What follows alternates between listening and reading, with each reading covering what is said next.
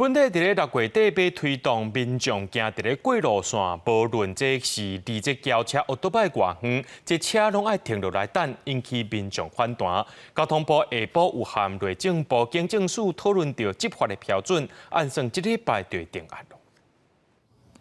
12路靠道红灯，汽车驾驶放慢速度停落来，这个时阵道边突然出现一位过路人，无依照规定行斑马线，一路乱过车辆，刷落来就直接弄到正边骑机车的人，互骑车的人重心无稳摔倒，车也并倒，车辆停让行进的标准，这个引起议论。尤其警政署顶日表示，执法标准之一是斑马线有行进，无论距离远近拢爱让，引起反弹，互交通部宣布暂缓个讨论。当时的确在2个单位的讨论，希望用一个最严格来确保行人的安全，可能会影响车流很大了哈。所以经过这几天的讨论，我们觉得这样的一个严格标准哈，能够做一些调整比较好。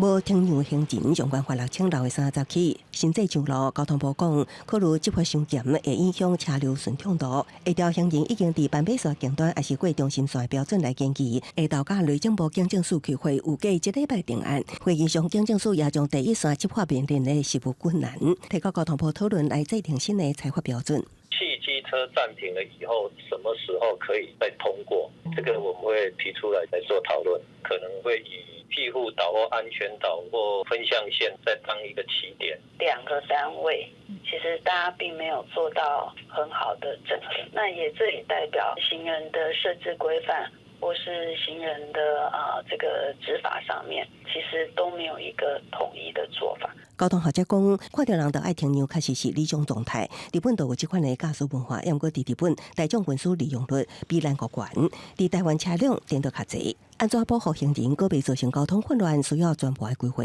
建议伫未来，伫政策成型进程纳入公民参与，就着讨论过程、教育社会，形塑更加周全的交通政策。记者综合报道。